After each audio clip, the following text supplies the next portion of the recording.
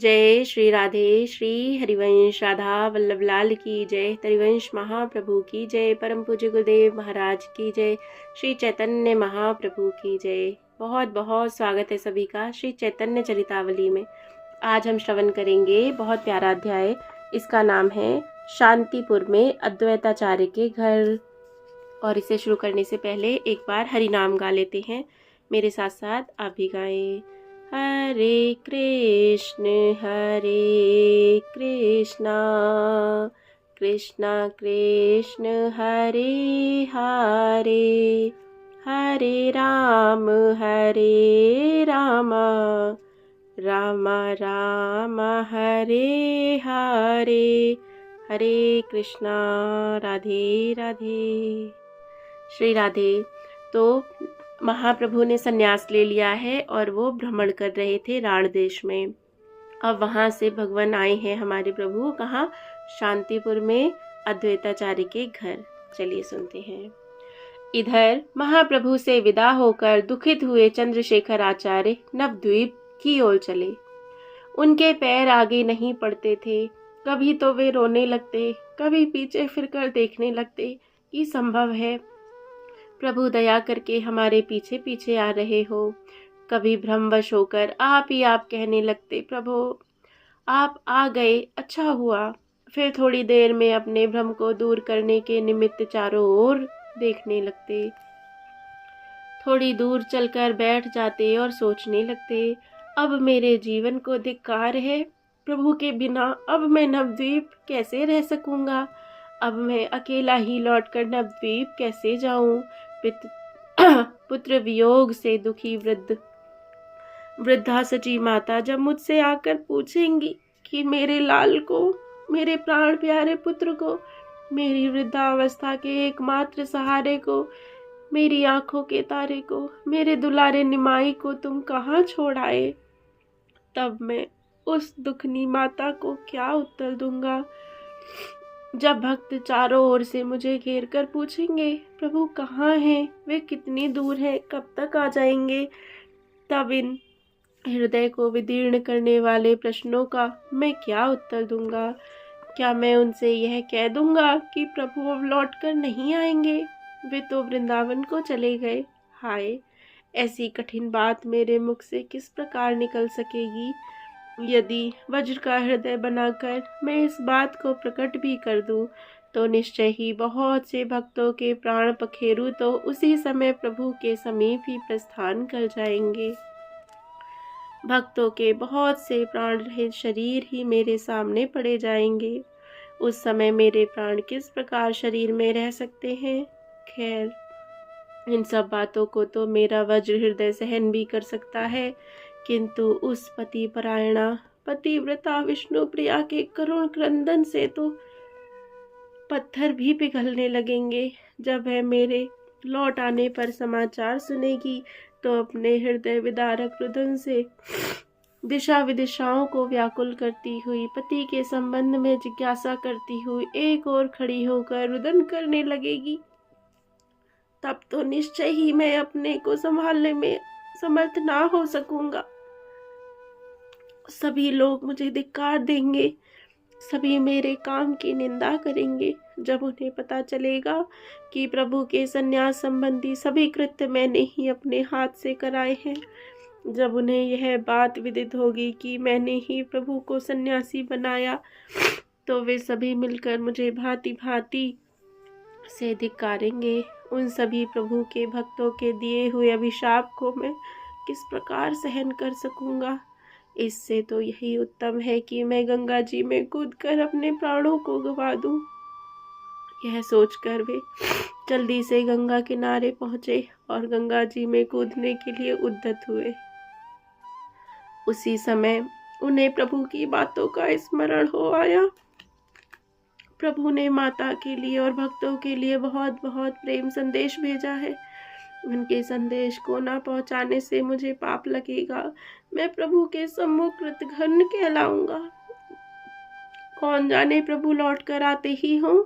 मेरी दाई भुजा फड़क रही है, दाई आंख लहक रही है। इससे मेरे हृदय में इस बात का विश्वास हो रहा है कि प्रभु अवश्य लौट कर आएंगे और वे भक्तों से मिलकर ही कहाँ जाना चाहेंगे आगे।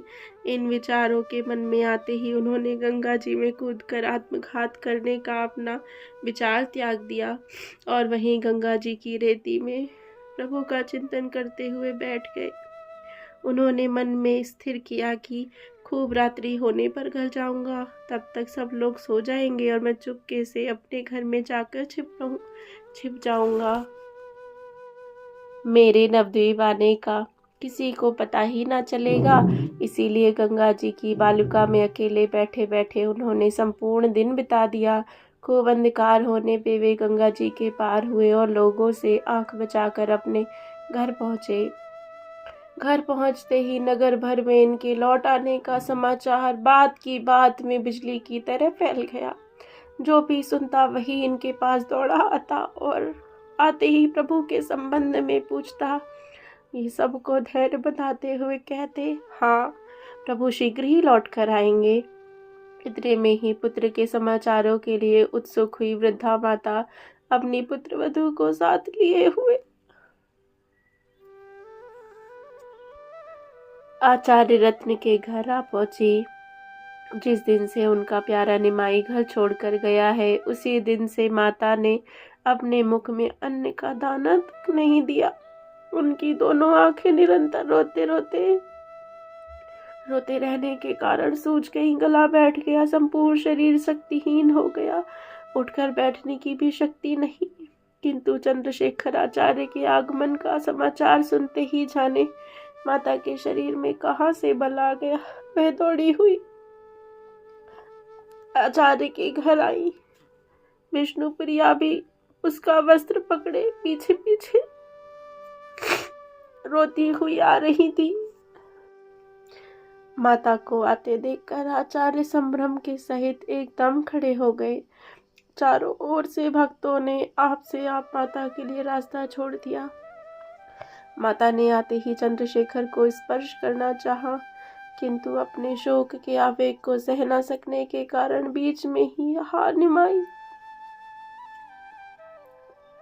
ऐसा कहती हुई पृथ्वी पर गिर पड़ी। जल्दी से आचार्य रत्न ने वृद्ध माता को संभाला। विष्णुप्रिया भी सास के चरणों के समीप बैठकर रुदन करने लगी। उस समय का दृश्य बड़ा ही करुणापूर्ण था। माता की ऐसी दशा देखकर सभी उपस्थित भक्त ढा मार मार कर रोने लगे। चंद्रशेखर आचार्य का घर क्रंदन की वेदनापूर्ण ध्वनि से गूंजने लगा। माता के मुख से दूसरा कोई शब्द ही नहीं निकलता था। हाँ निमाई, मेरे निमाई, बस यही कहकर वह रुदन कर रही थी। बहुत देर इसी प्रकार रुदन करते रहने के अनंतर भर्राई हुई आवाज से माता ने रोते हुए पूछा, आचार्य मेरे निमाई को कहाँ छोड़ आए? क्या वह सचमुच सन्यासी बन गया? आचार्य तुम मुझे सच सच बता दो, क्या उस मेरे दुलारे के वे कंधों तक लटकने वाले काले काले सुंदर घुंघराले काले केश पृथक हो गए? क्या किसी निर्दयी नापित ने उन्हें छुरे की तीक्ष्ण धारा से काट दिया? क्या मेरा सुकुमार निमाई भिखारी बन गया? क्या वह अब मांगकर खाने लगा है? आचार्य मुझ दुखनी अबला पर दया करके बता दो, मेरा निमाई अब कब आएगा? क्या अब मैं अपने हाथ से दाल भात बनाकर उसे ना खिला सकूंगी?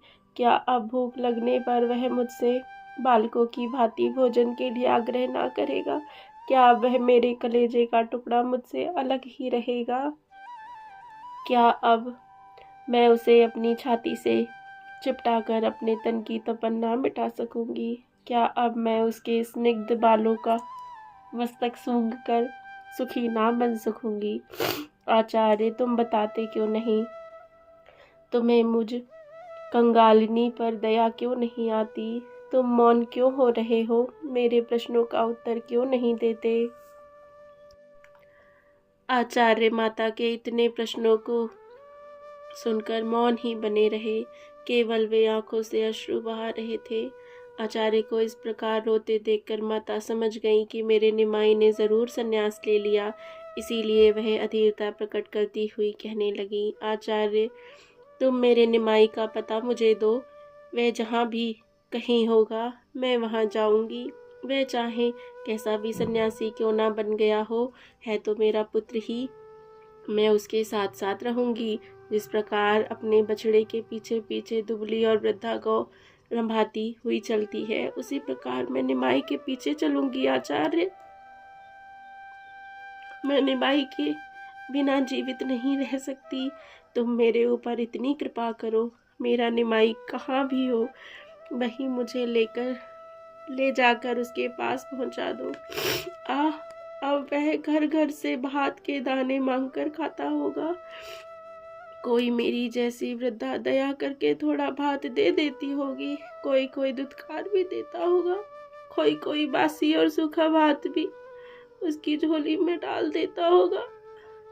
यहाँ तो जब तक वह 2-4 साग मेरे हाथ के बने नहीं खा लेता था, तब तक उसका पेट नहीं भरता था। अब उस भूखे सूखे और बासी भात को वह किस प्रकार खा सकेगा? वह भूखा पड़ा कच्चा है। तीसरे पहर के जलपान में थोड़ी भी देर हो जाती और कभी घर की बनी मिठाई चुक जाती तो जमीन आसमान एक कर डालता था। पकौड़ी बनाते बनाते ही खाने आ बैठता था। अब उसे तीसरे पहर कौन जलपान कराएगा? हाँ, मेरे जीवन को धिक्कार है। हाँ, मेरा सर्वगुण संपन्न पुत्र,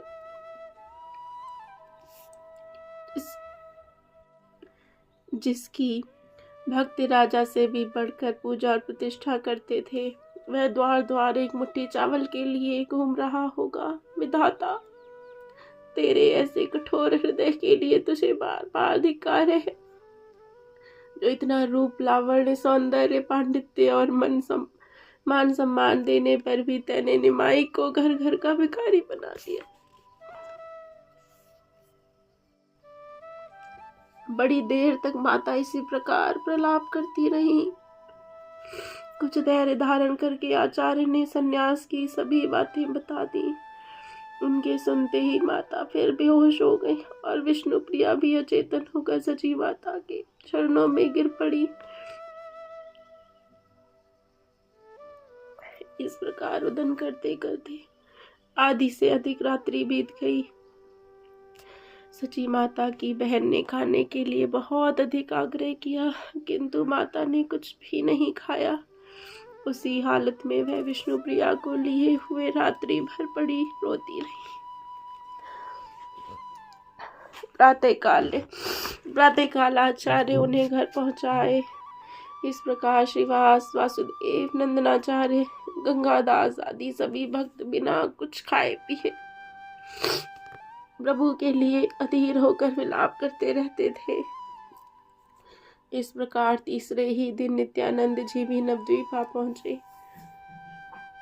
नित्यानंद जी के आगमन का समाचार सुनकर बात की बात में संपूर्ण नगर के नर नारी, बाल वृद्ध तथा सभी श्रेणी के पुरुष उनके पास आकर प्रभु का समाचार पूछने लगे। कोई पूछता, प्रभु कहाँ हैं? कोई कहता, यहाँ कब आएंगे? कोई कहता, हमें स्थान बता दो, हम अभी जाकर उनके दर्शन करावे।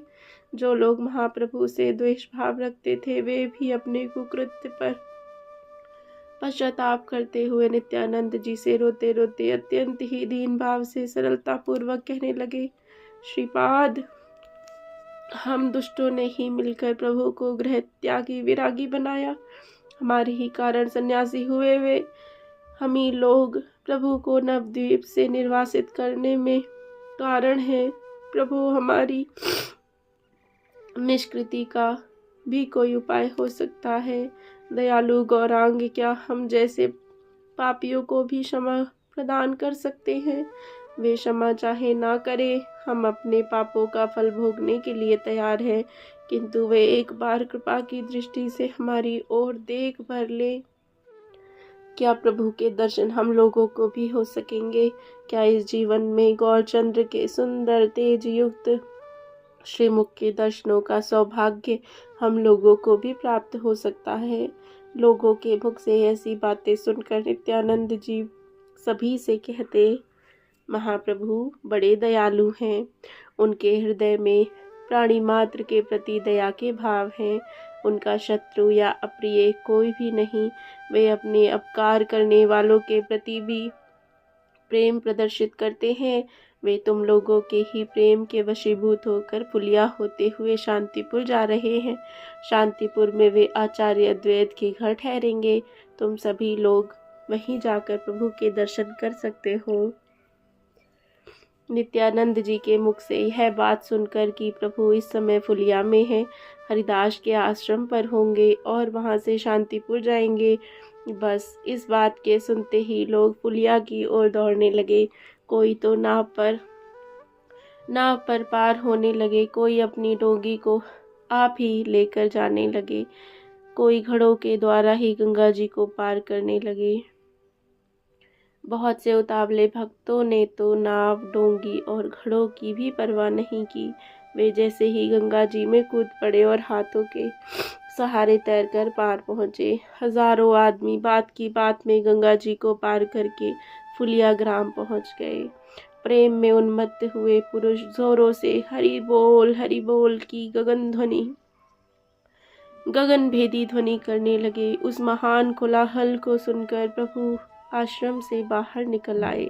सन्यासी वेशधारी प्रभु के दर्शनों से वह प्रेम में उन्मत्त हुई अपार जनता जोरों से हरिध्वनि करने लगी। सभी के नेत्रों से आंसुओं की धारा बह चली।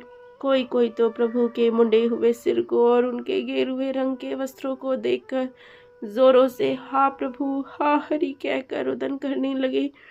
प्रभु ने सभी को कृपा की दृष्टि से देखा और सभी को लौट जाने के लिए कहकर आप शांतिपुर की ओर चलने लगे।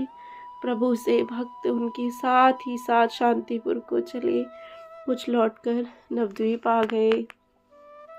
इधर नित्यानंद जी लोगों को प्रभु के आने के समाचार सुनाते हुए सची माता के समीप पहुँचे। उस समय माता पुत्र विछोह रूपी रोग से आक्रांत हुई बेहोशी के सहित आहीं भर रही थी। नित्यानंद जी ने माता के चरण स्पर्श किए। माता ने चौंक कर देखा कि सामने नित्यानंद खड़े हैं। अत्यंत ही अधीरता के साथ माता कहने लगी, बेटा निताई, तू अपने भाई निमाई को कहाँ छोड़ आया? तो तू मुझसे प्रतिज्ञा करके गया था कि मैं निमाई को साथ लेकर आऊँगा। वह कितनी दूर है? उसे तू पीछे क्यों छोड़ आया? तू तो संग लाने के लिए कह गया था। मेरा निमाई कहाँ है बेटा? मुझे जल्दी से बता दे। तेरे ही कहने से मैंने अब तक प्राण रखे हैं। अब तू मुझे जल्दी बता दे। कहीं तू भी तो मुझे निमाई की तरह धोखा नहीं देगा। तू सच सच बता दे, निमाई कहाँ है? मैं वहीं जाऊंगी। तू मुझे अभी उसी देश को ले चल जहाँ निमाई हो। उपवासों से क्षीण हुई दुखनी माता को धैर्य बंधाते हुए नित्यानंद जी ने कहा, माता तुम इतनी अधीर मत हो। मैं तुम्हारे निमाई को साथ लेकर ही आया हूँ। वे शांतिपुर में अद्वैताचार्य के घर पर हैं। उन्होंने तुम्हें वहीं बुलाया है। मैं तुम्हें वहीं ले चलूँगा। निमाई शांतिपुर है। इतना सुनते ही मानो माता के गए हुए प्राण फिर से शरीर में लौट आए। वे अधीर होकर कहने लगी, बेटा मुझे शांतिपुर ले चल। मैं जब तक निमाई को देख ना लूंगी तब तक मुझे शांति ना मिलेगी। नित्यानंद जी ने देखा कि माता चिरकाल के उपवासों से अत्यंत ही क्षीण हो गई हैं। उन्होंने निमाई के जाने के दिन से आज तक अन्न का दर्शन तक नहीं किया। ऐसी दशा में यदि इन्हें प्रभु के समीप ले जाएंगे तो इन्हें महान दुख होगा। इसीलिए इन्हें जैसे भी बने वैसे आग्रह पूर्वक थोड़ा थोड़ा भोजन कराना चाहिए। यह सोचकर उन्होंने कहा, माता मैं तो भूख के मारे मरा जा रहा हूँ। जब तक तुम्हारे हाथ का बना हुआ भोजन ना पाऊंगा तब तक मेरी तृप्ति ना होगी। इसीलिए जल्दी से दाल भात बनाकर मुझे खिला दो, तब प्रभु के समीप चलेंगे। मुझसे तो भूख के कारण चला भी नहीं जाता।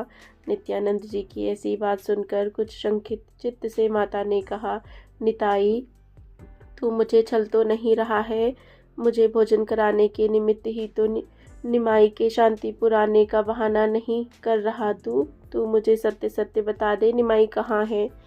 नित्यानंद जी ने माता के चरणों को स्पर्श करते हुए कहा, माता, मैं तुम्हारे चरणों का स्पर्श करके कहता हूँ कि मैं तुम्हें ठग नहीं रहा। प्रभु फुलिया होकर शांतिपुर मेरे सामने गए हैं और मुझे तुम्हें लाने के लिए भी नवद्वीप भेजा है। नित्यानंद की बात से माता को संतोष हुआ। वह बड़े कष्ट के साथ उठी और उठकर स्नान किया, फिर विधिवत भोजन बनाया। भोजन बनाकर भगवान का भोग लगाया और नित्यानंद जी के लिए परोसकर उनसे भोजन करने के लिए कहा। नित्यानंद जी ने आग्रह के साथ दृढ़ता दिखाते हुए कहा, पहले माता कर लेंगी तब मैं भोजन करूँगा।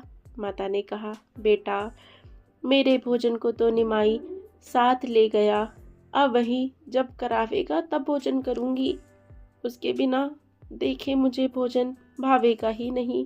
नित्यानंद जी ने कहा, तुम्हारा एक बेटा निमाई तो शांतिपुर है, दूसरा बेटा तुम्हारे सामने है।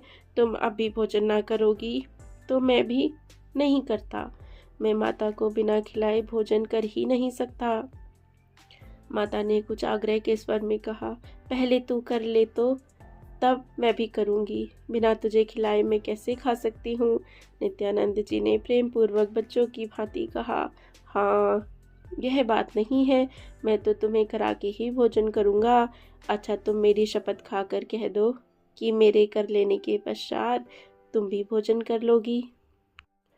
नित्यानंद जी के अत्यंत आग्रह करने पर माता ने भोजन करना स्वीकार कर लिया। तब नित्यानंद जी ने प्रेम पूर्वक माता के हाथ का बना प्रसाद पाया। उनके भोजन कर लेने के उपरांत माता ने विष्णुप्रिया को भी आग्रह पूर्वक भोजन कराया और स्वयं भी 2-4 ग्रास खाए, किंतु उनके मुख में अन्न जाता ही नहीं था। जैसे तैसे उन्होंने थोड़ा भोजन किया। माता के भोजन कर लेने के अनंतर नित्यानंद जी ने चंद्रशेखर तथा श्रीवास आदि भक्तों से कहा, आप लोग पालकी का प्रबंध करके माता को साथ लेकर अद्वैताचार्य के घर शांतिपुर आवे, तब तक मैं आगे चलकर देखता हूँ कि प्रभु पहुँचे या नहीं। भक्तों ने नित्यानंद जी की बात को स्वीकार किया। वे शांतिपुर की तैयारियां करने लगे। इधर उतावले अवधूत नित्यानंद जी जल्दी से दौड़ते हुए शांतिपुर पहुँचे। अद्वैताचार्य के घर पहुंचकर नित्यानंद जी ने देखा प्रभु अभी तक वहां नहीं पहुंचे। तब उन्होंने आचार्य से पूछा, क्या प्रभु यहाँ नहीं आए? प्रभु के आगमन की बात सुनकर अद्वैताचार्य प्रेम में गदगद हो उठे। रुंधे कंठ से उन्होंने कहा, क्या प्रभु इस दीनहीन कंगाल के ऊपर कृपा करेंगे? क्या प्रभु अपनी चरण धूलि से इस अकिंचन के घर को पावन बनावेंगे? नित्यानंद जी ने कहा, मुझे वे नवद्वीप भेजकर स्वयं फुलिया होते हुए आपके यहाँ आने वाले थे। यहीं पर माता और भक्तों को भी बुलाया, आते ही होंगे। इतना सुनते ही वृद्ध आचार्य आनंद में विभोर होकर उछल उछल कर नृत्य करने लगे। उस समय उनकी दशा विचित्र थी। वे हर्ष और शोक दोनों के बीच में पड़े थे। वे प्रभु के संन्यास का स्मरण करके तो दुखित भाव से रुदन कर रहे थे और प्रभु के पधारने और दर्शन पाने के सुख के कारण भीतर ही भीतर परम प्रसन्न हो रहे थे। उसी समय उन्होंने अपनी धर्मपत्नी सीता देवी से प्रभु के लिए भांति भांति के भोजन बनाने को कहा। आचार्य पत्नी सीता देवी तो उसी समय नाना प्रकार के व्यंजनों के बनाने में लग गई और आचार्य देव अपने पुत्र हरिदास, नित्यानंद और अन्य भक्तों के सहित प्रभु को देखने के लिए गंगा किनारे पहुँचे।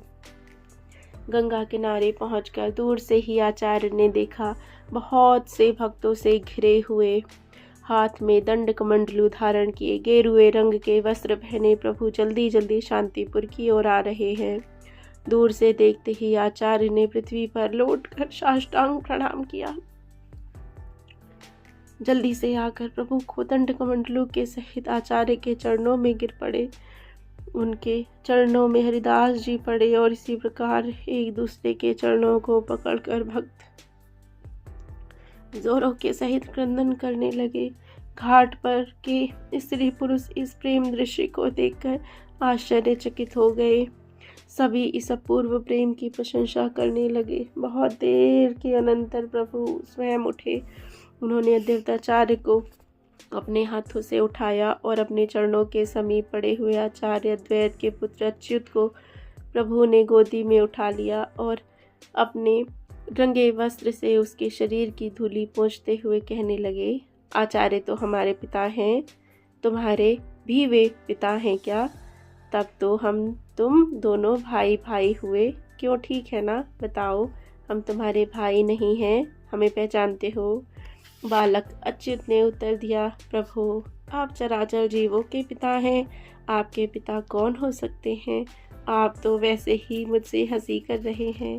बालक के ऐसे अद्भुत उत्तर को सुनकर अद्वैताचार्य आदि सभी भक्त प्रसन्न होकर उस बालक की बुद्धि की सराहना करने लगे। प्रभु भी कई बार अच्युत के मुंह को चूमा और सभी भक्तों के सहित आचार्य के घर पहुंचे। घर पहुंचने पर आचार्य ने प्रभु के चरणों को धोया, अक्षत, धूप, दीप, नैवेद्य, चंदन, पुष्पमाला आदि पूजन की सामग्रियों से विधिवत पूजन किया।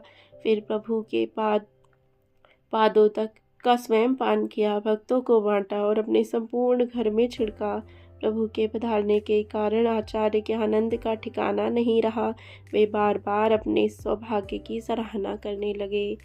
जय जय श्री राधे, जय जय श्री राधे श्याम। तो ये अध्याय यहाँ पर विराम होता है। जय जय श्री राधे। श्री चैतन्य महाप्रभु की जय। जय जय श्री राधे श्याम।